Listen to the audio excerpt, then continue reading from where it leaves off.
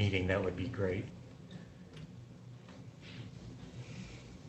I like Laura's background. That's pretty.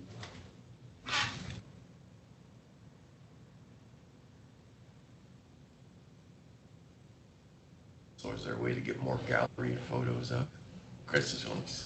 Okay, so those are the only ones that.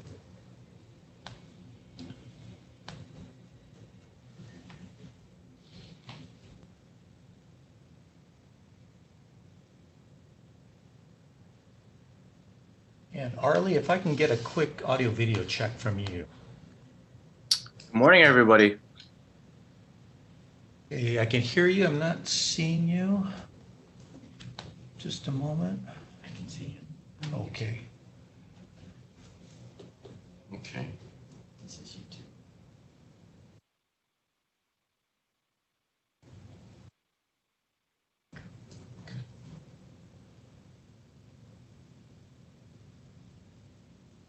We're queuing up the technology. Are we good? Yeah, we are. Go ahead and start. Well, good morning, everyone, and members of the public. I'd like to call the meeting to order and announce we're going live in Zoom and YouTube. Welcome, everyone, to the Board of Regents meeting. We are presenting and participating via phone and via Zoom.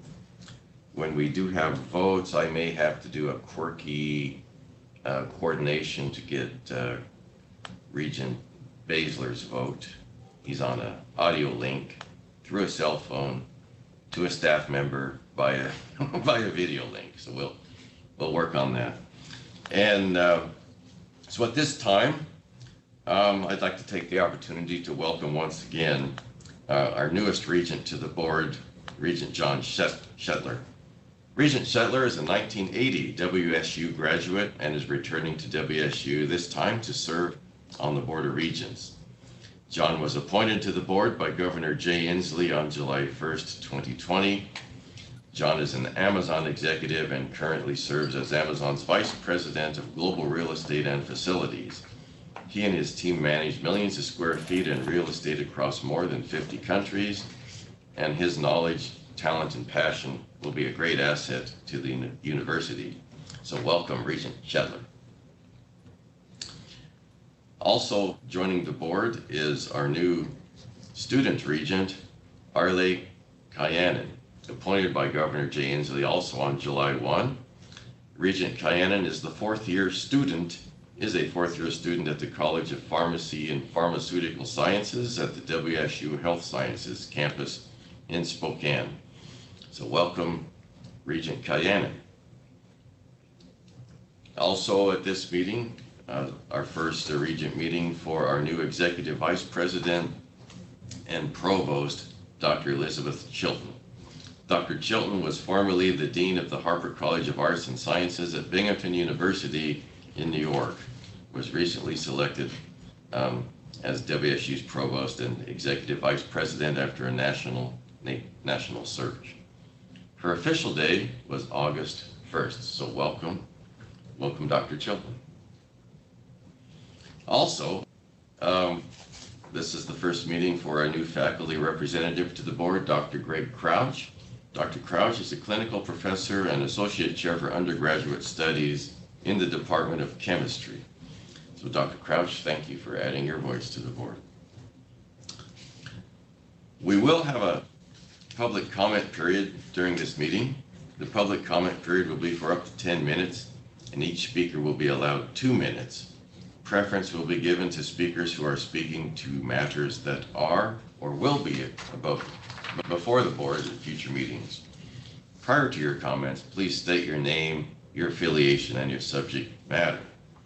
So those are the opening comments. I believe Dr. Schultz is online.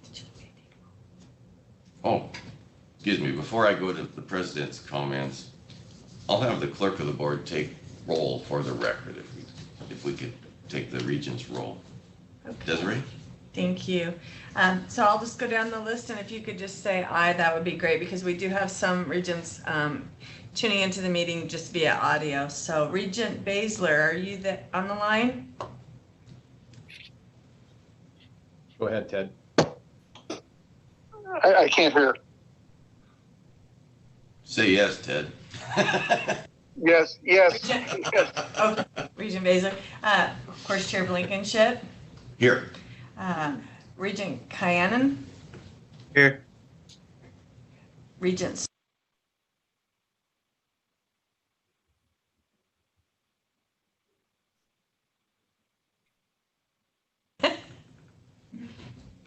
Can you hear us, Enrique?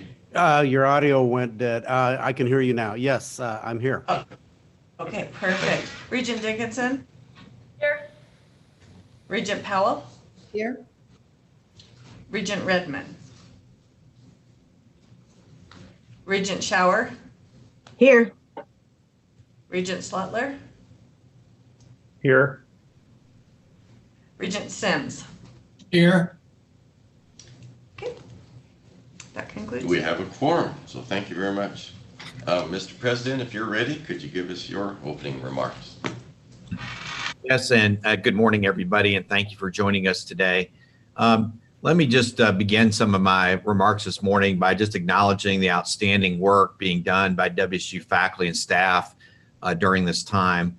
Many members of our community are attempting to do their full-time job at the university, balanced with lack of childcare, K through 12 education at home, elder care responsibilities, lots of other types of things out there that just have made this a very stressful time in our work environment. We've had a really seamless start to the semester. Really proud again of our faculty and staff for the work they're doing with our students. But the COVID-19 and the Zoom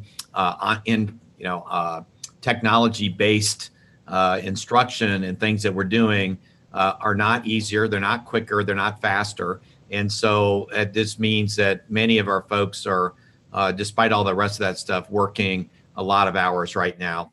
In my most recent letter to the WSU community, I really emphasized how important it was to sort of de-stress in our work environment. And it's easy for you to say that and write it in a note. The questions is, what types of things are we doing as a leadership team to assist with this? And I gave some very specific things. How do we communicate via email? Sometimes people are typing in these big, long, complex emails. People are reading between the lines. It creates a lot of unnecessary tension in the workplace when a 5-minute phone call would have sufficed and actually done a much better job. I'm asking people to really consider, do you need that meeting? Do you need that hour-long Zoom meeting with 50 people in it? Are there other ways to do things? So let's make sure that we don't do as many unnecessary meetings. We're all expected to be kind of available 24/7 every day during the week, and really trying to emphasize taking breaks from Zoom and taking breaks from social media. I enjoy social media as much as the next guy, but it's a pretty negative platform at times. And if you're not careful, you can really get sucked into that. And then the university, we're trying and we're working hard to not send major announcements out on Fridays, not send major things that are big policy changes out at 4:45 in the afternoon, so people are fretting over it in the evening. These are just small things, but they all kind of add up to making sure that we're setting some examples and doing a better job. So I want the Regents to know I'm proud of our workforce. I'm proud of our faculty, staff, and students, but it is a stressful time, and many of them are dealing with many, many things right now. And one of the things that we also are working to do is ensure flexibility from supervisors, and also help people recalibrate what their level of achievement looks like. We're full of A-type personalities and hard driving achievers as faculty and staff, and I appreciate that. But it's difficult when sometimes you have to acknowledge that maybe you can only get done 80% or whatever your favorite number is of what you were doing before. And we need people to be accept that as okay. And so that's also something we're going to continue to do with our messaging. Let me talk about some recent accomplishments. The Cougs Canceled COVID campaign. I'm really proud of the fact that we're seeing the numbers of positives in Whitman County slowly ramp down. That's not happenstance. Mary Jo and her colleagues, working with our student leaders, did a Cougs Canceled COVID campaign that the governor now is using as an example of the types of messaging the types of science-based use around the state. And I'm proud of our team for putting this together and continuing to work diligently in our community to get those COVID positives down in a sustainable fashion. We also recently announced the launch of a new Center for Research in Emerging Infectious Diseases in Nairobi, Kenya. It's a $7.6 million grant from the National Institute of Health. It's led by Kariuki Jenga, who was, if many of you may remember, was our latest inductee into the National Academy of Medicine. We've got a lot of people on the ground in Africa. We have for quite some time, part of the Paul G. Allen School for Global Animal Health, and really proud of the work that they do. Just yesterday during the Regents meeting, it was announced the Feed the Future and Innovation Lab for Animal Health. USAID has awarded $6 million to WSU to lead a Feed the Future Innovation Lab for Animal Health with an additional $10 million in possible funding. This lab leverages our expertise in animal health to develop programs and solutions to combat East Coast fever, a lethal livestock disease in East Africa that threatens food security and nutrition. So we talk about having an impact, not just locally, but nationally and internationally. Again, WSU faculty doing a great job. We were really pleased this last year to have 8 of our faculty colleagues elected to the Washington Academy of Sciences. Excuse me, the throat's a little dry. This is the largest number that we've had during my tenure as president, and probably the largest number we've elected for quite some time. And then we had 3 of our faculty colleagues that were elected to the American Academy of Nursing, with only about 250 inductees worldwide last year, and really proud of that. I know this was mentioned some yesterday, but I want to bring it up again. We set a new record for sponsored research in FY19 at nearly $370 million. Kudos to our faculty and staff. Kudos to Chris Keene and his team. NIH is our single largest federal agency now at nearly $60 million annually, and that continues to increase each year. I just want to emphasize too that we can see these numbers and they go up, and you can say, well, it's only 3% or 5% growth or whatever.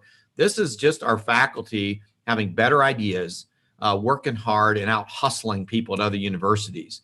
There's no WSU category that you go get funds for. This is competing against Stanford, MIT, Harvard, UW, everybody like that. So very impressive and very proud of our folks.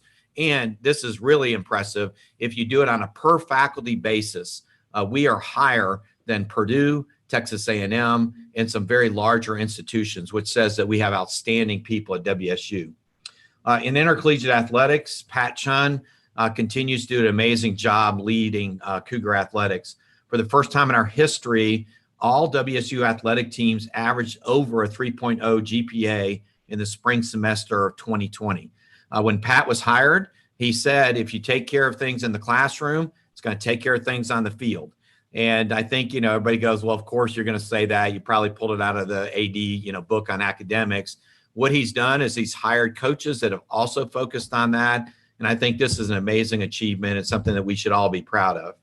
Cougar Athletics doubled their previous fundraising record with over $27 million in gifts and pledges last year, including the largest gift, and I will put it this way, at that time in athletics history. I know from some documentation that I'm participating in that we will break that record this year and had 39 six-figure gifts. So 2x what we did in our best year ever. And really proud of the positive trend that we have with Pat and his team in Cougar Athletics. Just this last week, we announced that WSU earned accreditation for our first ever residency program out of WSU Medicine. The WSU Internal Medicine Residency Program in Everett, based at Providence Regional Medical Center. It's a 3-year residency training program with a focus on primary care. So right in that area of expertise on rural and underserved areas. 16 resident positions have been approved for the first year. 12 will be welcome in June of 2021, with 12 more added each year over 3 years to cap at 40 total residency positions when fully supported. We have other residency partnership opportunities we're working on as we speak, but this was our first one. We announced it, And I just want to congratulate Daryl DeWall, the Vice President for Health Sciences, founding Dean of Medicine, John Tomkoviak, John Espenside, and that whole team on continuing to work and move this forward, because those residency slots are really critical to our success. One of the other areas that we don't pay as much attention to is the growing technology industry throughout the state of Washington, but particularly in the greater Seattle metro area. Computer science graduates are in high demand, and our Voiland College of Engineering and Architecture produced last year over 200 BS graduates in computer science, which is a doubling since 2014, and that continues to go up every single year. The other thing that's happened is we're placing more of those graduates at John's company and other high-tech industries that in the greater Seattle area. We weren't doing that, frankly, as much several years ago. Our computer science program maybe wasn't perceived on the same par at University of Washington. And I just want to commend Mary Rezak, Partha Pandey, and our faculty in this area for continuing to ramp up an area that the state of Washington says it really needs. And then let me finish off with the announcement that we also made last week of a brand new $3 million gift to establish the Rosalie and Harold Ray Brown Distinguished Endowed Chair in Plant Pathology. The gift from the Rosalie and Harold Ray Brown Foundation be used by the chair to conduct research bridging discoveries in basic science to develop applied solutions for producers directed toward reducing losses caused by plant diseases and thereby improving food security. This gift, again, congratulations to Dean Andre Wright and his development team, the WSU Foundation, at securing this type of philanthropic activity in the midst of a pandemic when we would all think that everybody's cutting back. We're continuing to push that forward.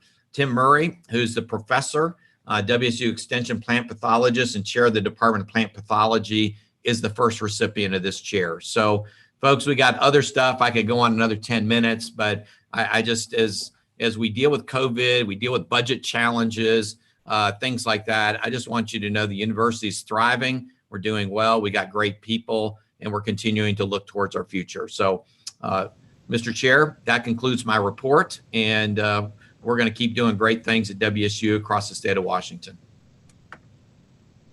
Thank you, Mr. President, and thank you for the positive report and the great things going on at the university. Do any of the regents have any questions for the president? Hearing none, at this time I'd like to move on to the consent agenda. And any regent can remove items from the consent agenda, of course. There's only one item on the consent agenda, the approval of minutes for the Board of Regents meeting June 26, 2020. Would any regent like to remove this item? Hearing no discussion, I move to approve the consent agenda for this board meeting. Is there a second? I second it. Regent Sims seconds. All those in favor, please say aye. Aye. Aye. Aye. Aye. All good. Motion passes. At this time, the agenda would take us to shared governance reports. We'll now hear from some of our shared governance representatives, and I'd like to just take a moment to welcome new representatives to Regents meeting, which will be Faculty Senate Chair Dave Turnbull, ASWSU Pullman President Curtis Cohen, GPSA President Jen Johnson, Alumni Association President Doug Wilcox, and the Administrative Professional Advisory Council Chair Anna McLeod. And we will hear first, are we taking them in order? Yes. Okay, so we will hear first from the WSU Foundation Board of Governors. So is Lisa reporting for President Brelsford? Lisa, are you up? Yes, sir, I am. Thank you. So good morning. As always, it's a pleasure to present to you today and also to thank you for your continued support. We'd also like to thank Regent Blankenship for joining the WSU Foundation. Thank you for participating in our recent meetings. We greatly appreciate it. I would also like to echo comments from Kirk. We have an amazing staff in the advancement program, which includes the WSU Foundation, the Alumni Association, as well as the development professionals at the campuses, colleges, and units. They're an exceptional team. They're banding together, working together with our donors in new ways. Because of that, and that we've asked them to do the best they can and to take care of themselves, their families, and to communicate with their supervisors, we do have good news to share with you today. That is not the trend in higher education philanthropy. So first of all, what I'd like to share with you is despite the impact of COVID, our entire team has raised more than $125 million for the last fiscal year. We've closed our books. We're delighted to share this news with you. What is exciting about this is a modest decrease of 2.8% over the previous year. When we look at the trends in higher education philanthropy right now, our industry is reporting declines of 10 to 20% over the previous year. So again, this is a testament to the leadership, the advocacy of our volunteers, the generosity of our alumni and friends, and really strong collaborations with our university and academic leaders. I would like to give a shout out to Tim Pavish, our executive director of the Alumni Association. He and others have really created new and innovative ways to communicate with our alumni and donors. Tim and Doug will report later on some of these exciting new ways that they're communicating impacting philanthropy. The other thing that's really making a difference is Kirk and I are participating in what we're calling CEO to CEO conversations. We're sitting down by Zoom, talking to our stakeholders who are leading organizations and talking to them, how are they navigating COVID? What are the new techniques that they're using? We are pivoting weekly on our strategy and being very innovative on how we are working with our donors, and in turn, they're responding. Again, we're running ahead of most public higher education universities. And again, it's back to the leadership that's been provided over the years in a combination with innovation. The other thing I'm excited to share with you is we have a very strong investment committee. They are meeting frequently, they're watching the investment strategy, and we have weathered some highly volatile markets. For our 12-month investment return, we're only down 2% as of the end of June. We're at $499 million. With their constant watch of our strategy, I'm delighted to share with you at the end of July, we rebounded to $516 million. The other bit of good news is for the end of the fiscal year 2020, the WSU Foundation invested more than $20.3 million from the endowment distributions directly into the university to impact our students and faculty. So one of our best years ever for distribution from the endowment. What I would like to share with you and really spend most of the time here is talking about how we're restructuring our governance for both the board of directors and the trustees. Board of directors comprise of about 24, 25 directors. The trustees are a volunteer group that report into the directors that are over 100 volunteers. You here as Regents are members of the board of trustees as well.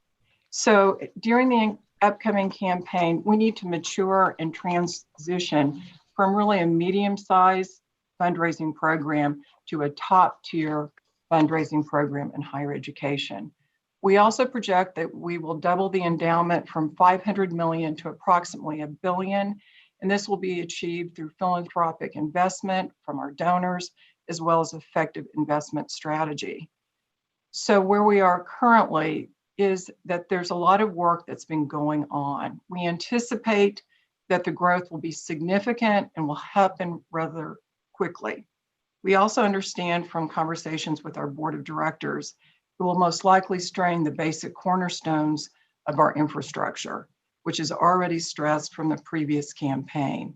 During the spring of 2019, the Foundation Board of Directors partnered with the Association of Governing Boards to really take a look at where we should go forward. And in turn, our board established a task force to look at a comprehensive review of our structure so that we could align with best practice in our industry, grow philanthropy, and increase the fiduciary responsibilities of the board. So as we went through this, we did a comprehensive review of structure. We looked at bylaws, articles of incorporations, as well as did a gap analysis on all of our charters to more effectively align the board. As part of this process, we've heard for years that the trustees would like a more engaging experience with the foundation. So we've been working on that as well. The governance committee was stood up last fall by John Minjay, who's the retired chairman and president of BP America. So he has guided the entire board and the governance committee through this process. This week alone, we shared the restructure plans with all of the volunteers in the foundation, both directors and trustees, to prepare them for a vote in the fall, October 1st. During this upcoming fall meeting, they will vote on restructuring the foundation committees.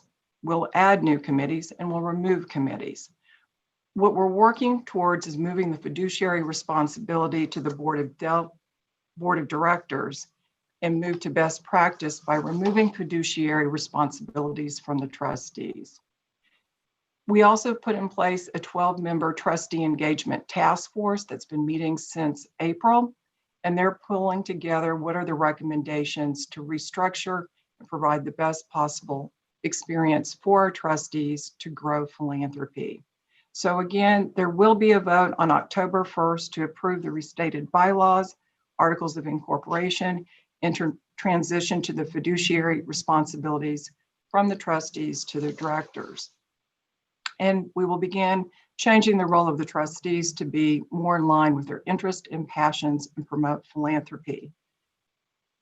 So as we see this happen, part of the process is that we notify the university leadership.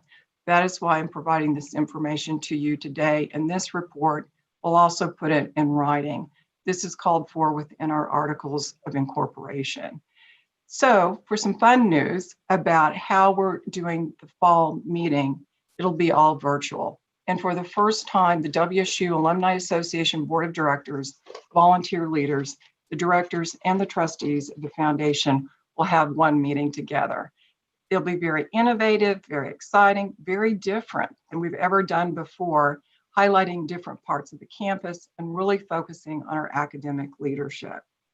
The other thing that we'll be doing, two other things real quick, we'll have a vino wine tasting reception on Thursday evening. We hope you all can join us. We're also taking our gala, moving it to the spring, but at the same time, we'll have a Academy Awards type celebration where we'll honor the Brotherton, Gibson, and the Alumni Association honorees. So Kirk will be in his tux doing the Academy Award style presentation. It'll be highly interactive. It'll be very different and a lot of fun. And you'll have your wine from one of our alums' wineries to enjoy along the way. So again, thank you for everything that you do for us. And if you have any questions, happy to answer, but it concludes my report. Thanks so much. Thank you, Lisa. Any questions or comments from the board?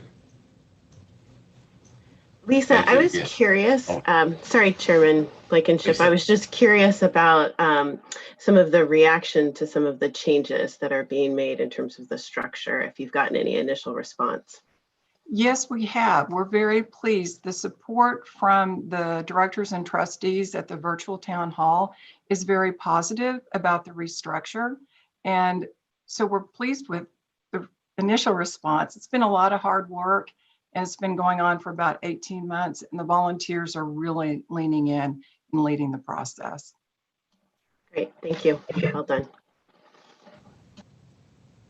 Any other questions? Thank you all, and thank you, Lisa. Appreciate that. Next, the board would like to hear from the Faculty Senate Chair, Dave Turnbull. Are you on the line? Yes, I am. Yep, you have the call. Thank you. Good morning. My name is David Turnbull, and I currently serve as the chair of the Faculty Senate here at Washington State University. I would like to start by thanking Brian Slinker for serving as the interim provost here at Washington State University. I believe I can speak for the whole faculty when I say that we appreciate the outstanding job he did, especially during some very, very difficult times. Secondly, I want to welcome our new provost, Elizabeth Chilton, and I want the members of the Board of Regents to know that the Faculty Senate leadership is excited that she has agreed to serve as our next Chief Academic Officer. We believe that the university found the right person in the right place at the right time. And finally, I want to thank President Kirk for guiding the institution through some very rough waters. I don't know of a single faculty member who lost his, her, or their job because of the budget reductions. So on behalf of the whole faculty, thank you, President Kirk. The Faculty Senate collaborated with the Office of the Provost as well as the Office of Civil Rights Compliance and Investigation to update the faculty manual to follow new federal Title IX guidance. We also collaborated with Information Technology Services and Academic Outreach and Innovation to continue the new Canvas Learning Management System pilot program. We worked with the Office of Research to evaluate draft revisions to Executive Policy Number 2, which concerns how F&A fees are distributed within and between campuses. And in collaboration with ITS, AOI, and other systems stakeholders, we prepared a report outlining technology needs required for a robust and high-quality remote educational experience for both faculty and students. We partnered with ITS to create, distribute, and analyze a new type of survey instrument used to gather student feedback for spring 2020. Specifically, the tool surveyed student experience in moving from face-to-face to online instruction. You should know that on June 16th, President Schultz and Provost Chilton provided the Senate with the final report from the Roles and Responsibilities Task Force. Over the last few months, Senate has been collecting feedback and will present a summary to the President later this semester.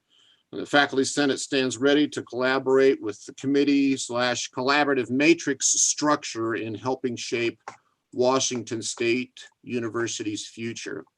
And finally, I would like to thank Greg Crouch for writing that report that I was able to deliver today. If you have any questions, I'd be happy to take them now.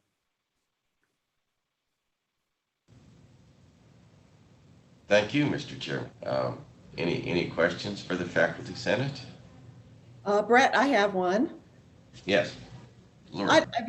I was just wondering if you could summarize how the faculty are feeling about the remote providing of course material and how they feel about their interaction with students in this unusual time. Well, I can tell you that as a whole, I think the faculty was quite relieved when we made the decision to go to the remote educational experience. I think many faculty were concerned that trying to teach face-to-face could have presented certain medical problems that we really wanted to avoid. And so I think the faculty at large has actually welcomed this moving to the distance learning. And I really believe that we have a really healthy faculty here. I'm proud of the faculty and their willingness to go after this in such an assertive manner to try to deliver instruction to the best of their ability, even in these extreme circumstances. Does that answer your question at all, Laura? It does. And just one other piece. How do they feel about this student interaction? Do they feel like they're getting through to the students as they once were in person, or how's that going? Well, I think it probably depends on the individual faculty member. I can tell you that personally, I feel like I'm getting through to the students very, very well, quite easily. But my job is relatively easy in that I teach the trumpet studio here at Washington State University. So I have a lot of one-on-one interaction. I think for those faculty who are teaching large courses where they've got 150 or maybe 400 or more students, that's more of a challenge. Greg, do you want to add into that at all? Yeah, I would say exactly what Dave said, is that it's more of a challenge with larger courses, but we're doing our best. And we're making use, per the provost guidelines, of using synchronous technology to engage students like this in Zoom regularly throughout the week. Thank you. Sure. Any other questions from the board? Well, thank you, David. I Thank you appreciate so your much. input. It's my pleasure. Next on the agenda item would be ASWSU Pullman President Curtis Cohen. Are you ready, Curtis? Yes, thank you. Good morning, everyone. Pleased to be here. I just want to give a quick update about what student government has been doing here at Washington State. Obviously, this is a very interesting time for students, especially incoming freshmen who expected to have a fairly normal year, and returning students to continue their experience. And so a lot of our time has been spent adjusting virtually and making sure we can connect students to involvement opportunities. So first and foremost, one of the biggest initiatives ASWSU is currently working on is making sure that we're promoting the Cougs Cancel COVID campaign. We've been pushing a lot of social media stuff.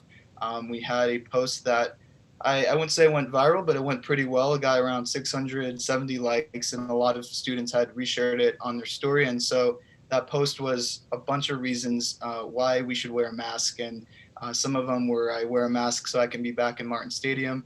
I wear a mask so I can pull an all-nighter in the library. And so these are all intrinsic motivators for students to wear a mask and follow the Cougs Cancel COVID campaign, because ultimately we want to return back to normal. And so we've been doing a lot of that. Again, as President Schultz had mentioned, we've been collaborating with the state to make sure that other campuses can follow what we're doing here, learn from what we're doing, and make sure that they can continue that when they start school as well.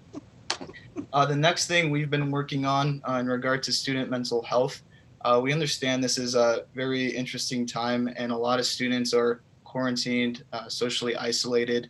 And with that, there is a concern with mental health. And so something we've been promoting and something we want to implement is a mental health application. So students can go on this app called 7 Cups, and what it allows them to do is speak with a peer listener from a WSU campus. On top of that, there are a bunch of different little chat rooms specific to certain topics. So that, if implemented, we hope to get that running so that students can have a virtual setting to have a peer listener and then talk about their issues and problems with other students or people that are also dealing with it. The next thing we're focusing on in a community affairs perspective, we understand this is a very economically challenging time for Pullman businesses. And so something we want to do is promote those small businesses in Pullman. We're working with GPSA to promote an event called Restaurant Week. So pretty much what this is students that go to the selected amount of businesses we will reimburse a certain percentage of what they spend. And so ultimately, we really want to promote students to dine in those local businesses, shop in downtown Pullman, because we recognize this is a very tough time with them, especially with the loss of football this semester. A lot of businesses are struggling. The next thing we are working on is addressing campus lighting and sidewalks around neighborhoods around campus. So we've been pleased to see the city help and fix some of those sidewalks, and we're continuing to make sure that places around campus are lit up, and we're working towards implementing a blue light, which is one of those emergency lights students can press when they're out and walking around campus and around neighborhoods on campus. Another thing we are focusing on is making sure that we're accessible in a virtual world. Normally, we'd have our office open, we'd be doing a lot of outreach, but unfortunately, that's not the case. And so in order to make sure that we're out there and outreaching to students, we're having town hall similar to administration, where each month we'll have a different theme. So this month we'll be focusing on freshmen and seeing what their concerns are, how we can help, and ultimately what they want to get out of the semester. And so we're going to make it as fun as possible, try to get as many students as we can in there, and keep doing this for the whole school year as well. In addition to that, we are working to increase involvement within student government here. So I made a nice little video for students at the Alive orientation promoting ASWSU. So I was pleased to see around 40 students sign up for that and show that they're interested in being part of student government. And right now we have applications open to serve on our many executive committees. So I'm looking forward to the school year. There's a lot of creativity that is involved in these processes, but that's the end of my report. Thank you. Thank you for taking the time. Does the board have any questions for the President Cohen? Marty? Chair Blankenship, I would just say this is Regent Dickinson and Curtis, great report. And I appreciate that the things that you guys appear to be focused on are actually really relevant for the moment. So thank you. And I like how you have it balanced, but it's unique to be able to have our students really connect with the business community. And so the Restaurant Week concept is outstanding. So thank you. Thank you. Thank you, Regent Dickinson. Any other comments or questions? Brett, I'd like to ask Curtis, same question I basically asked David Turnbull about how are the students feeling about the online engagement versus in person, and do they feel or what kind of feedback are you getting as far as how it's working for them? Yeah, definitely last semester allowed a lot of students to adjust to the online environment. So I would say the majority of students are used to the online environment, and I hear mixed reviews. I hear students, they would rather have person-in-person classes, but other students say it's convenient being online, being able to like see the lectures right on their laptop. So there are mixed reactions to it. But overall, I think students are adjusting to it, but ultimately being back in person is the goal. But I think it's going pretty well. Mr. Chair, I have a question, Regent Cerna. Curtis, I'm wondering, that there has been outbreaks of COVID in the Pullman area and on campus. So what are you and what's being done to try to reach out to the students to take this seriously? Yeah, definitely. Something I'm working on right now is I scheduled a council with all the top presidents, all the top student presidents here on campus, including those in Greek life. And so what we're going to do is meet up and see how we can really help each other out with this situation. Where can we collaborate? What are we all kind of dealing with? So that will be a good forum for us to kind of voice the best options and seeing how we can reduce the spread. On top of that, we have a larger group with more student leaders to really make sure that they're promoting safe practices and reaching that goal of making sure all students get tested because we think that's a really key part. So I think a big part is working with other student leaders because students like to listen to their peers. And so if we can have those leaders set those examples, I think we can be very successful. Any other questions from the board? Brett, I would just like to express my appreciation to Curtis for his leadership. Things have been a little challenging in Pullman over the last couple of weeks with things going up. He's really stepped into the space, and he's done a great job on several meetings with Governor Inslee and Governor Inslee's team, and represented Washington State University incredibly well at the state level. So we're proud of Curtis. We're proud of his leadership, and we appreciate him stepping in and really working with all of us at this really challenging time. So I can't imagine being Curtis's age and interacting with the governor of Virginia when I was a student. That would have been ugly. So Curtis done a great job. So thank you. Thank you. Yes, you did make us proud in front of the governor the other day. So thank you for stepping into leadership in these extraordinary times. And thank you for your report. Next, we would have the Graduate Professional Student Association President, Jen Johnson. Jennifer, please. Hi, thank you. Good morning, all. Thank you for having me. I'm going to try not to be too redundant since Curtis did a great job of explaining what we've been working on together. But on behalf of GPSA, I just want to say thank you to all of you for your continued support. I'll go over kind of what we've been working on with ASWSU. So the Cougs Cancel COVID campaign, we are also trying to put through on social media. We're working with them as well on improving our mental health resources. That's been a big ask of graduate students.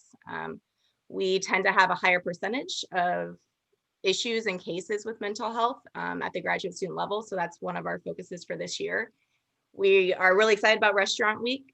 We did something similar in the spring and had some really good success. So we're excited for round 2. And also, like ASWSU, we're actually putting on our own town halls as well. There's a lot of these going on. We have our first one today. Hopefully it goes really well. We had students submit questions beforehand, and so we'll be able to answer those as well as take some live questions at the time. And then in addition to all of that, we really worked over the summer to try to transform our structure and our funding allocation system in order to support this new virtual and remote experience for our students. And so part of that is just making sure that graduate students are sitting on all of the committee and university committees that we can to ensure that our voices, our issues, and our concerns are heard, since they do tend to differ quite a bit from undergrad students. And with funding, like I said, we've tried to kind of shift how we're providing that to support this new environment. And so for RSO funding, or registered student organization funding, we've heard from many students that they're struggling to engage. They're struggling to create connections in this isolation. And so we're working with those student groups. We actually have a training with them today, trying to brainstorm ways for them to support their departments and their colleges and try to get our graduate students to engage with each other and to socialize virtually. Something beyond just, sitting on a Zoom call talking to each other. Meeting fatigue is definitely an issue. And so we're trying to brainstorm new ways. In addition, we've expanded our dissertation grant program. So we have a lot of students who struggle to finish their work and defend just because they can't find the funding for that last round of transcription or a final interview with stakeholders. And so we've hopefully pushed that program a little bit more. It started in January, but we've received over 40 applications and have awarded nearly $15,000 for students to just wrap up their research. And we've gotten some very positive feedback from that program. And then a big one, as you all know, graduate students really need to attend conferences for advancing their research. And over the spring, summer, and it seems to continue this fall, most conferences have been canceled. And so one of our biggest programs and how students really know about GPSA is our travel grants. And since students aren't traveling, we're trying to find new ways to provide them some professional and academic support. And so we've expanded our program to include virtual conference registration for those conferences that have gone virtual.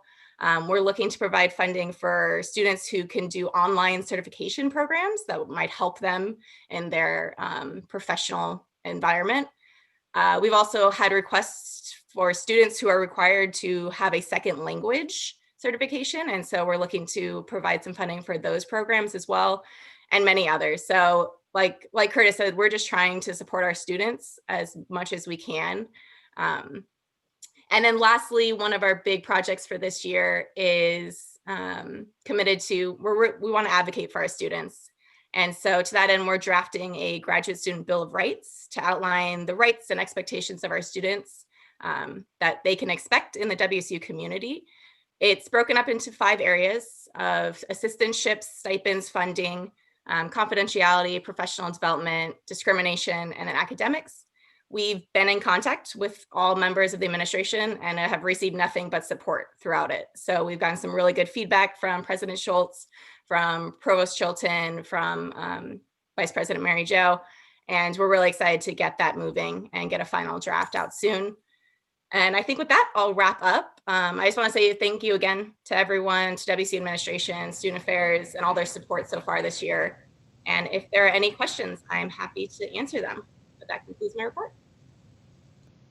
Thank you. Any follow-up discussion from the board? Brett? Great. Laura, yeah. please. I want to thank you for all the things that you're doing for the graduate students.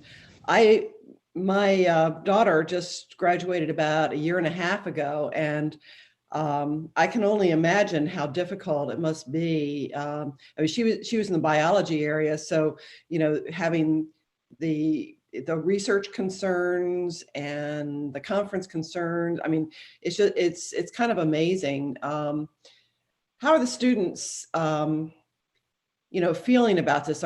Because I imagine it's very difficult for some of them to finish up, and I know you've given grants to some of them, but sort of. What's the mood, or how are the graduate students as a whole feeling about their ability to progress to graduation?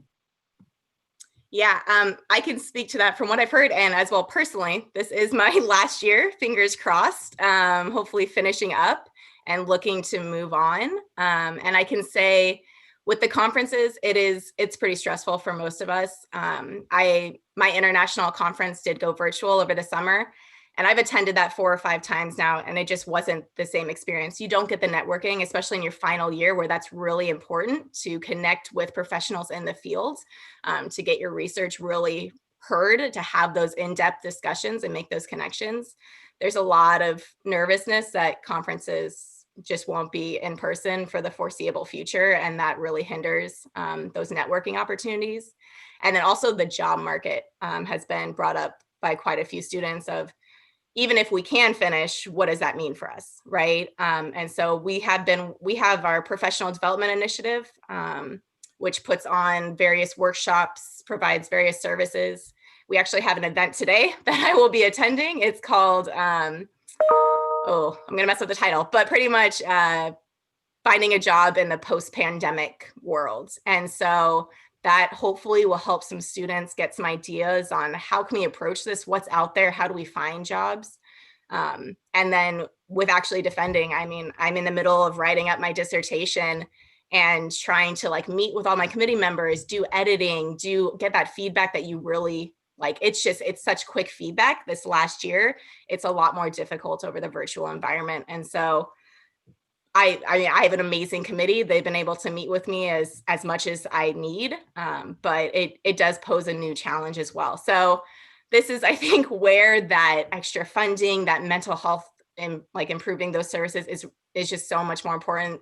Trying to have social events to just get graduate students out of their head, to get away from that stress, that research, those deadlines is really, really important to keep us sane as we go and try to get over all these barriers. So it's definitely going to be difficult, but hopefully, it's a new world. We're getting used to it and we're trying to adapt. Thank you. It's going to be a tough time for sure. Yeah. Chairman Blankenship, may I ask a question?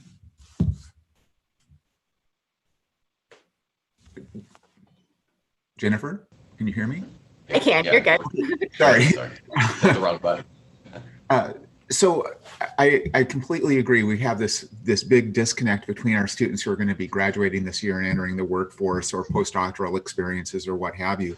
But nationally, we're also seeing sort of kind of a trend of a bit of a disconnect between undergraduate seniors who will graduate this year and then transition to graduate school, and some of the missed experiences because of the remote nature of research that's happening right now. Are the graduate students, our current graduate students, are they attuned to that? Is there any plan? Like some organizations are doing sort of incoming graduate student boot camps and things. Is there any, peer-to-peer for our fall 2021 incoming class? Yeah, so that's something that we have been talking with Dean Gloss in the graduate school about.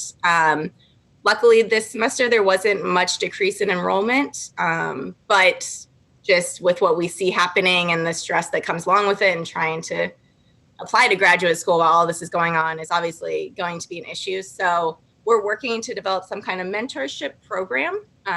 Graduate student orientation has gone all virtual already. That was in place before the pandemic, which makes it a little easier.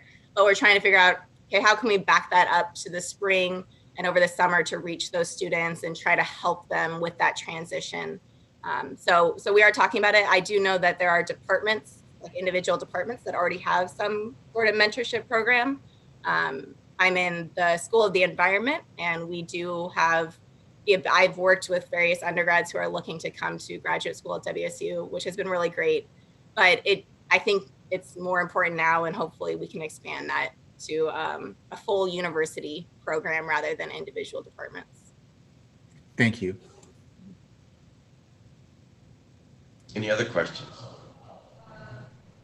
Thank you both. Mr. Chairman, Yes. just another quick comment, if you don't mind. I appreciate Jennifer was also with us when the governor visited Pullman and talked about a lot of the work that GPSA was doing to educate our community to help us with COVID-19 messaging and things like that. And so, while I know we always worry about our undergraduate students, it's fantastic that when the governor was here, he's hearing from graduate students and undergraduate students. As a major research institution, both of those sets of students are so important to our success. So Jen did a great job, and I appreciate her positive energy and leadership.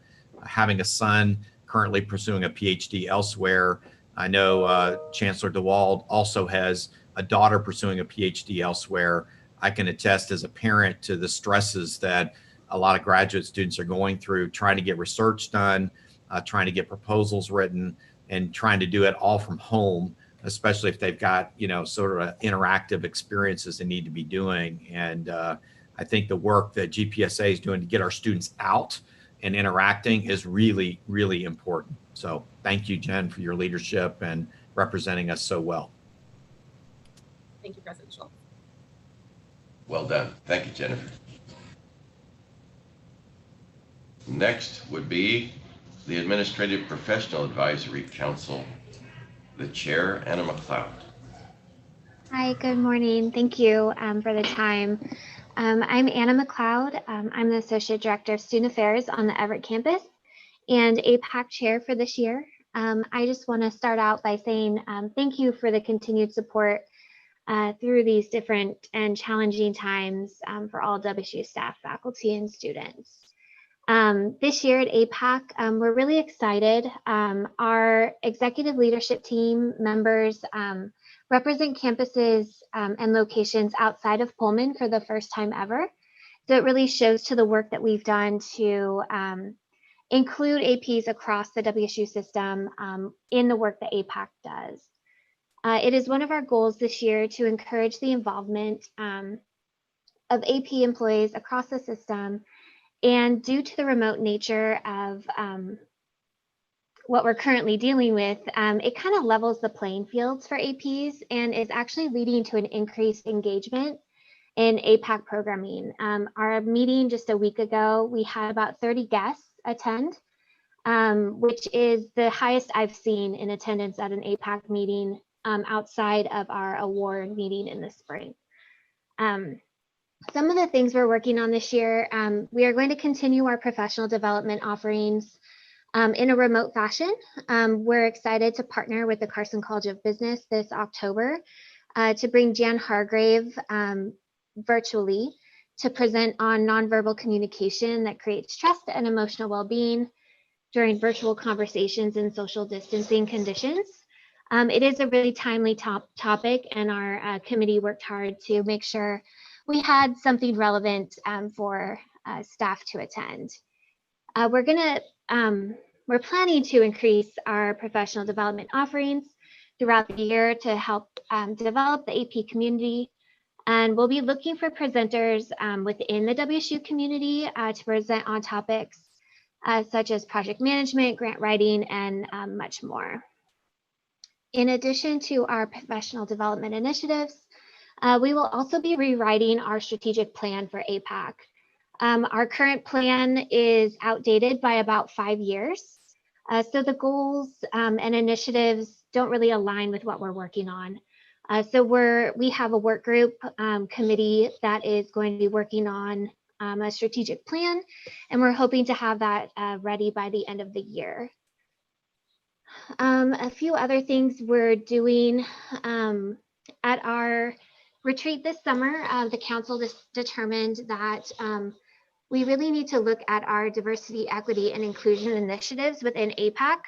It's not something that has been addressed really in the council in the past.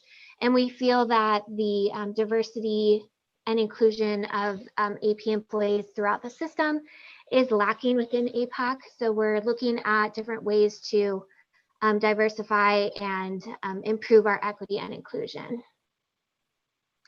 We're working with HRS to develop a career ladder structure for APs to encourage AP employees to grow, develop, and stay with WSU. Data from recent exit surveys that HRS provided has shown that outside of retirement, many APs leave WSU due to the limited options for advancement. So APAC recognized the gap in advancement for AP employees and reached out to HRS to work with them on their initiative that they've been working on to review title codes and progression for AP staff. During this challenging time, APAC continues to be an advocate for APs across the system. We're continually meeting with President Schultz, Provost Chilton, and Teresa Elliott-Cheslick from HRS, where we discuss AP concerns and needs. We are very thankful for the support that we receive during these meetings, and we look forward to continuing the APAC forums virtually on each WSU campus with President Schultz throughout the year. And that concludes my report, and I'm happy to take any questions. Any questions for Anna? Well, thank you for all the work you're doing. And thank you. Kudos. And thanks for reporting to us. Following APAC, we'd like to hear from the Alumni Association. Alumni Association President Doug Wilcox, are you on the line? Yeah, this is Tim Pavish, the Executive Director of the Alumni Association. And Doug Wilcox, the President, and I are coming to you appropriately enough from the Regents room in the Lewis Alumni Center. We're socially distanced appropriately and pleased to have this opportunity to present our report to the Board of Regents. I'd like to start off by saying that we're thrilled to be able to announce that the Alumni Association has successfully achieved its goal of recruiting 40,000 members by 2020. We launched this initiative back in 2018 and had significant reactions from alumni. They're definitely on board with the Alumni Association. And when you put this in perspective, looking back when we launched our very first membership drive in 2003, we only had 13,000 members at that time. So we're very, very proud of that initiative. And you might be asking about the significance of membership in general. The more members in the Alumni Association means more support to the university. The involvement that alumni members have in our philanthropic efforts of the university are key. So we want to continue to increase our membership, and I'm pleased to say that we're at 41,000 now. We achieved our goal 6 months early. And now Doug's going to report out on the license plate program. With respect to the WSU alumni and friends helping students through the WSU license plate program, the WSU license plate program continues the streak as the #1 specialty license plate in Washington. The 22,738 Cougar plates on the road lead all other specialty plates in the state.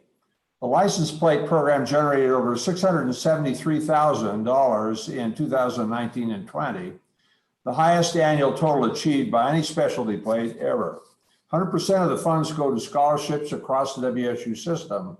Since the WSU Alumni Association took over the license plate program in 2007, the number of plates on the road has more than doubled, generating nearly $7.3 million in direct scholarship support for WSU students system-wide at no cost to the university. And wrapping up our presentation today, I wanted to touch on the engagement activities that the Alumni Association has been involved in. We've conducted a tremendous number of in-person events up until last March, and then we had to significantly change our programming and quickly go from in-person to virtual. And I'm so proud of the WSU Alumni Association staff. They really did turn the entire organization around on a dime to be able to provide engagement opportunities online.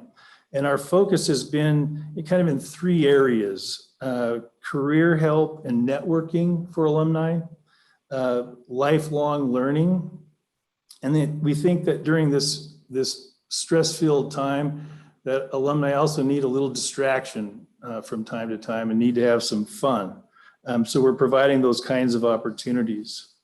The Alumni Association staff has been working hard to coordinate a collection of online programming, and it's intended to help Cougs engage, learn, connect, and grow virtually.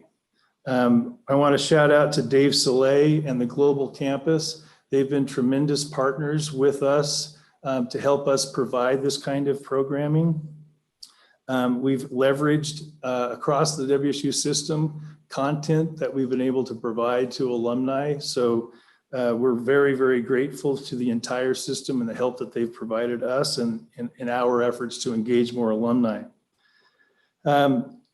Since March and as of today, we've conducted 235 virtual events, and we're getting very close to 3,000 alumni having been engaged.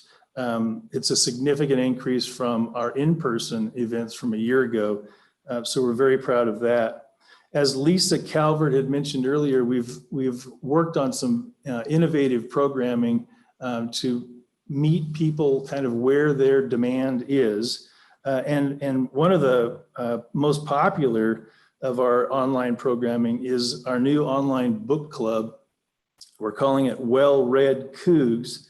And as the report indicates, close to 70% of those who are involved with Well-Read Cougs are alumni who've never been connected to the university in any other way. So we're actually being able to expand the number of alumni that are engaged with the university by virtue of some of our online programming.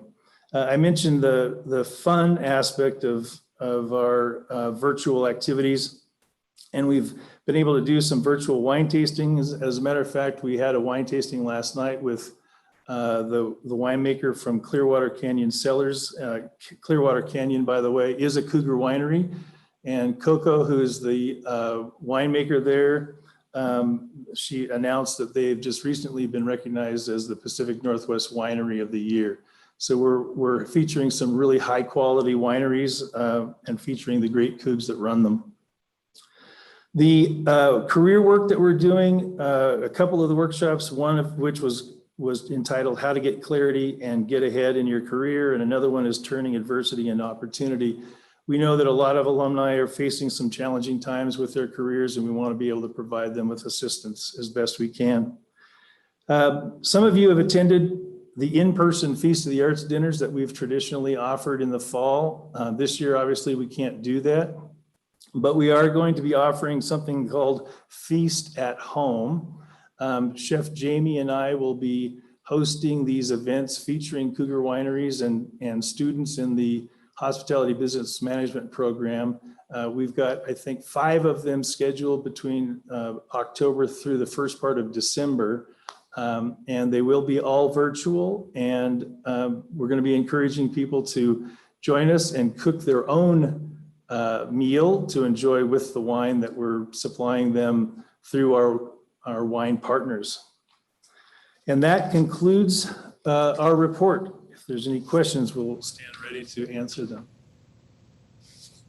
Any questions for Doug or Tim?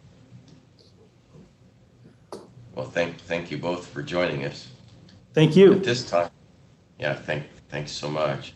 At this time, I'd like to take a 5-minute break, and we will resume the business portion of the meeting at 9:15. Thank you.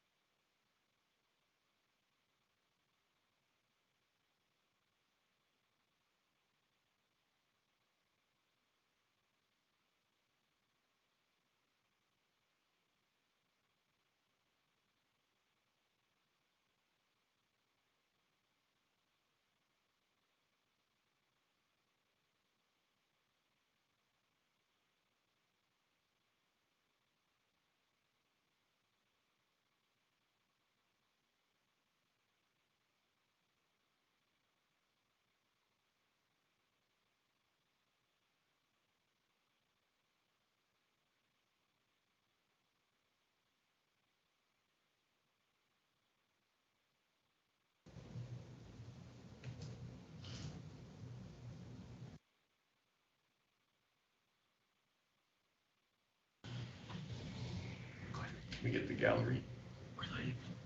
We're live. Very well, we're back on the air. And at this point of the meeting, we would normally have committee reports. Yesterday, the board met in a committee of the whole for approximately 6 hours. And we had some robust discussion on several subjects, which can be found on the Regent page of the President's website. But we talked at length on COVID-19 pandemic approaches from effects of the community, testing strategies, and how it has affected academic affairs and student affairs. We also received a report, which the President mentioned in his remarks, from the Office of Research. And we also covered the modernization initiative for the bookkeeping and modernization of our record keeping at the university, strategic plan updates, as well as a robust discussion on the athletics budget. And some of those discussions will result in action items which we will take up shortly. So that would be an overview of the committee discussions. As far as action items before the board, let me deal with action item number 1, the President's 2021 goals and objectives. And I believe you should have, the Regents should have an updated version in their packet. I would make the motion then. I move that the Board of Regents accept the President's 2021 goals and objectives as amended per recommendations by the board at its September 17th, 2020 meeting. Is there a second? I second it. It's been moved and seconded to approve the President's goals and objectives. Is there other discussion today? Chairman Blankenship, I'd like to make just a quick comment. I just wanted to share, I was looking for some information in my stack of files, my Regent files, and noticed the 2018, 2019, 2019 and 2020 goals, and so impressed that in each of these sets of goals by the President that we've seen them all accomplished, and looking forward to another tremendous year with his leadership. But so impressive that these goals, while they may only take up a couple pages, are pretty significant, and he's done an excellent job getting them all done. So well done. Thank you for the positive comment, and I'm sure the President appreciates that. Any other comments? Very well then, I'll call the question. All those in favor of the motion, please say aye. Aye. Aye. Aye. Any opposed? Motion carries. For the second action item, after committee discussion, we were going to postpone action on the athletics budget, but I need to have the board take motion on that aspect. So I would move that the Board of Regents postpone consideration of the revised fiscal year 2021 athletics budget until a future meeting. Is there a second? Second. It's been moved and seconded. Is there other discussion?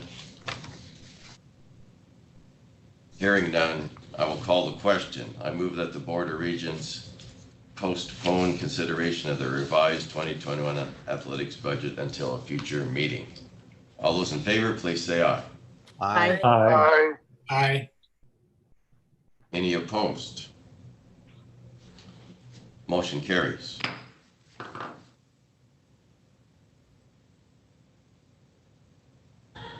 Third action item was a small housekeeping motion. And before I bring the motion, I would note for the record that it was decided that this item will be presented as an action item rather than a future action item in accordance with Board of Regents bylaws 2.12.b. And I would move that the Board of Regents delegate authority to the Chair of the Board of Regents to approve those Board of Regents appointments to the WSU Foundation Investment Committee as proposed. Is there a second? Second. Is there any discussion on this motion? Therefore, I'll call the question. All those in favor of the motion, please say aye. Aye. Aye. Any opposed? The motion passes.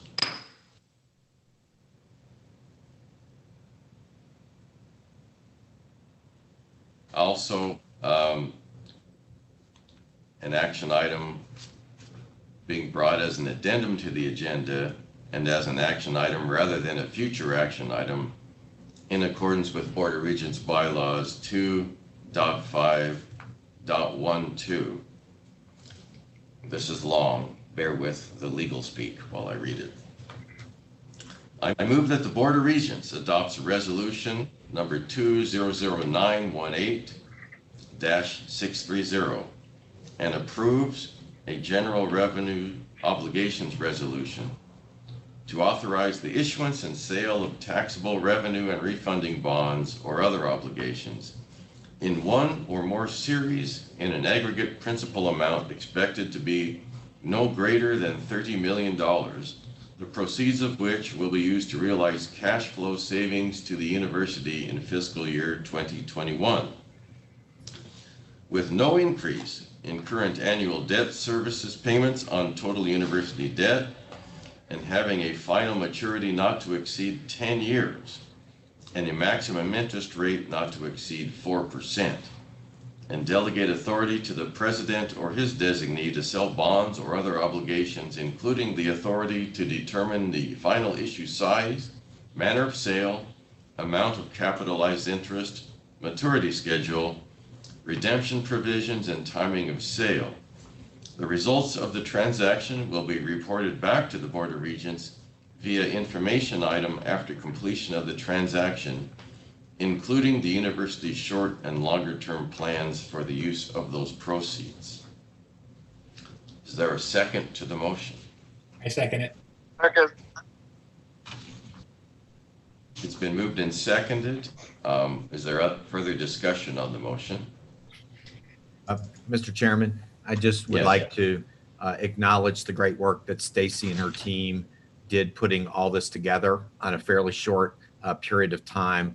And managing this seems like magic to come up with a way to keep our overall debt where it is, but provide some flexible cash to the university. So I just, as we move through and had a rather lengthy discussion about this yesterday, I don't want to bypass the great job that our chief financial officer and her team are doing. So just express an appreciation that we're at a point to approve something that I think could be pretty important for us moving forward. So thank you. Yeah, Mr. President, indeed.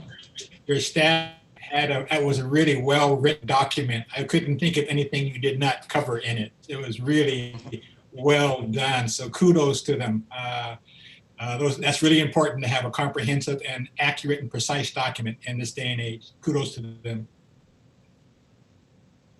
Thank you. I will call the question. All those in favor of the motion, please say aye. Aye. Aye. All opposed? Same sign. Motion passes.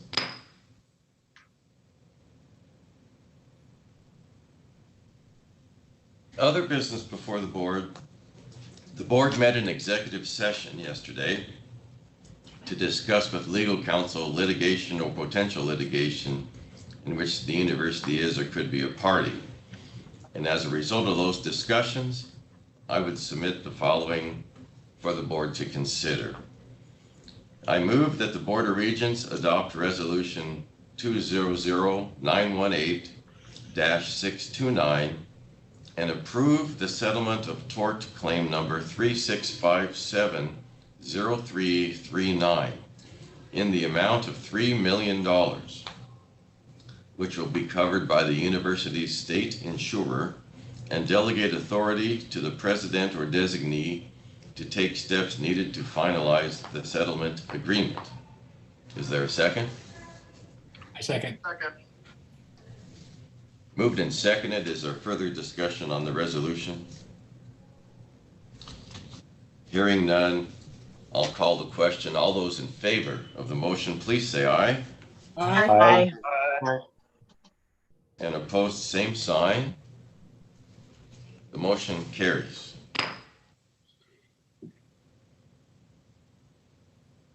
It's customary that we have a public comment period and at least offer that. So the next 10 minutes would be dedicated to that. I'll ask the clerk if anyone has signed up for public comment. We have no one signed up. No one has signed up for public comment, and that would conclude the agenda. So therefore, unless the Regents have another item before the board, I would entertain a motion to adjourn. Mr. Chairman? Yeah, Mr. Chairman, or excuse me, Ron. I've been wanting to say this for several days. The work that we're now seeing being used, or the processes to deal with the pandemic, were developed by women in 1918. And there were people now looking and reflecting back on that, and they adopted many of those policies as well. Dr. David Fleming from the Gates Foundation led the effort in King County and state of Washington. Dr. Howard Frumkin led them from the CDC. The interesting thing is that I think somehow or other our Alumni Association needs to tap alumni who have been responsible for implementing the response to the coronavirus pandemic. And the reason why is that there are lessons in those. Both David Fleming and Howard Frumkin used the work of women in 1918 and 1920 to actually be the drawing board for the policies we adopted. And the example I would use is my daughter-in-law, Akanksha, is the administrator of a private school, elementary school, that has a number of very wealthy people who attend that school, send their kids to that school. They implemented some very fascinating policies so that they could have elementary school kids come to school. Now we have the public school systems going to her school, asking her how she did it, what was the infrastructure she put in, and how they informed parents. I think we have a chance to ask our alumni who have been responsible for operating companies and schools faced with this to actually do recordings for us on how they implemented procedures to reduce the impact of the coronavirus on their businesses and their responsibilities.